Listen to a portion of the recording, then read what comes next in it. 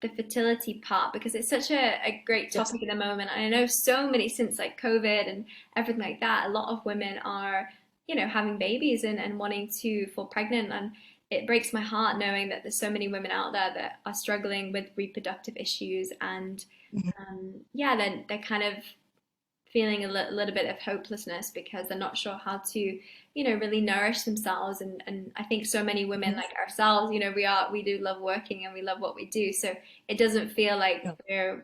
we give our energy a lot. But obviously there's Mhm.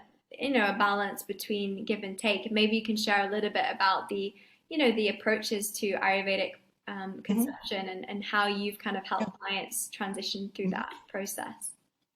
So one of the things I think I want to jump in at is the idea that Ayurveda recognizes we've got these seven tissues of the body that are, they call them dhatus, but it's just the tissues of the body. And the reproductive tissue is like the deepest level.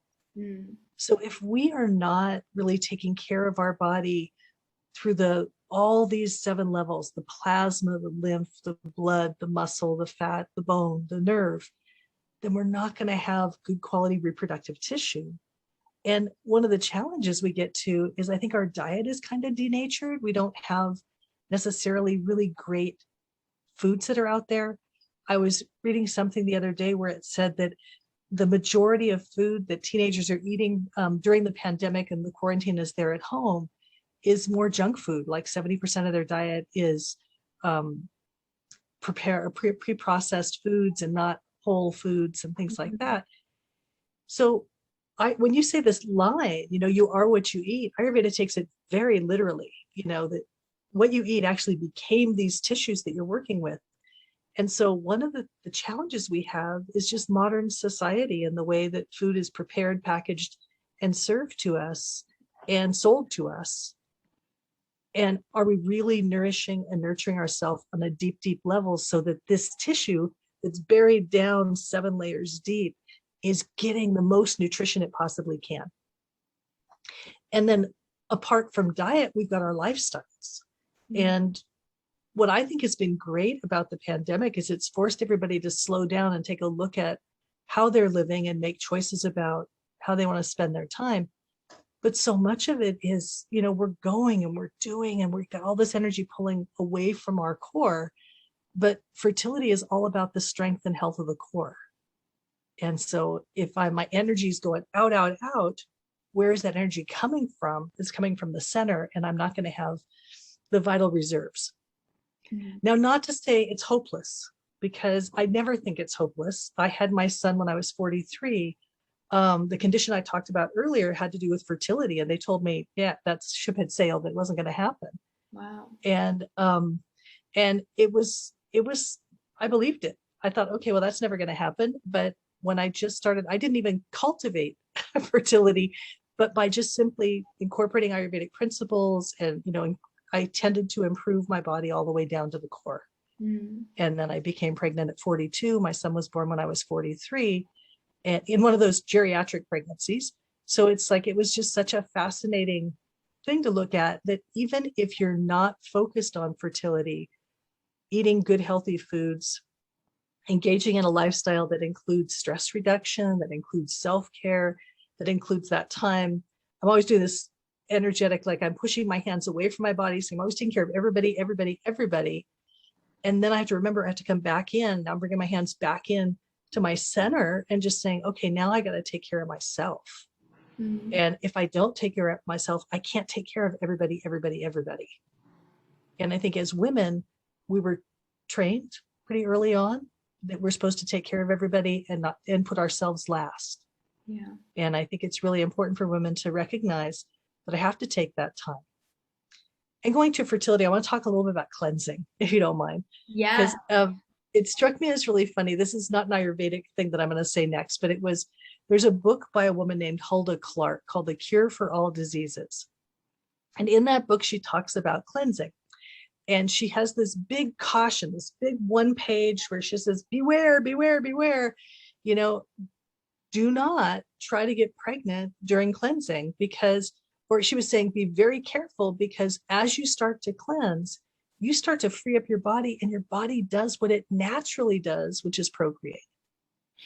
So cleansing is, I'm always warning people, like, when you're cleansing, you're not having sex, because you do run the risk, a greater risk of pregnancy Mm. during that time, because all of a sudden channels that have been blocked and can't move through can be moved through, and the body says, hooray, let's do this. So Ayurveda is really big on cleansing for pregnancy. And one of the things, there's an Ayurvedic practice called Panchakarma, Yeah. and it's recommended that if you want to cultivate fertility, that both parents, mother and father, go through Panchakarma. The dad has to create the optimal quality tissue for that child. If you want a fantastic child, then now you can have a fantastic child anytime. But if you're planning it and you want to make sure that you've got as much going in the right direction for health with this child, then both mom and dad should go through cleanses before procreation. Mm. And so, and it's a process. It's a process of preparing for the cleanse, cleansing the body, removing what we call ama, or toxicity, Mm. and then restoring the health and strength of the body, and then moving into conception. But not everybody has the time, or not everybody has the ability to go through Panchakarma, but we can start to look at our diets and our lifestyles and ask the question, is my diet full of whole, fresh, organic foods? Am I preparing food for myself? Am I concerned about where the food came from? Mm. All these questions that I have around diet. And then with my lifestyle, does it include stress reduction? A number of women I talk to who are interested in fertility, and they're stressed to the nines. And I say, you do realize that a baby is a stressful thing. It's gonna be one more stress on the plate. And we want to have coping mechanisms for all these stresses. Mm. Yeah, was that when you obviously found out you were pregnant? Were you actively trying, or you'd release to that concept? You Yeah. release to No. that, yeah, because they say it's like Yes. when women let go, because I think a lot of women, it's a very, sensitive Hmm. topic if we can't fall pregnant and we really want to. And a lot of women, they say that they do IVF and they're very, focused on it. And then as soon as they relinquish the idea of it, it happens. What Well, would you say that is? stress is a fertility killer. Mm. Really, when we're under a stress for whatever reason, maybe pursuing conception and things itself becomes the stress. Yeah. But when we're under stress, the body creates hormonal imbalances, the liver gets off, everybody's out of whack, and the body's not, basically, I always think of it like your body is always running scans, always just checking the body, see where it's at. And it says, oh, she's under way too much stress. She can't get pregnant now. And it throws up its own blocks to pregnancy. And so we want to let the body know we're on its side. We're taking care of it, that we are reducing our stress, that we're managing it with healthy coping mechanisms. And now, what I find really interesting is, like, when we talk about Ayurveda and pregnancy, there's all these things you got to do. You got to, cleanse, and you should be eating right. You got to take care of your digestive fire and all these things. But we know that a lot of times really unhealthy people can get pregnant. I think that's a frustration for a lot of women who are pursuing fertility, when they are eating the right food, they're doing all these right things, and then they read again about another drug addicted baby that's been born. And Mm. it's like, it just doesn't seem fair. It just Mm. doesn't seem fair. And there's a part of it of just kind of accepting the state one's in, making the best of the state one's in, but also recognizing we don't know what's the karmas all involved. What are the reasons for for why it is that I'm struggling and somebody else isn't.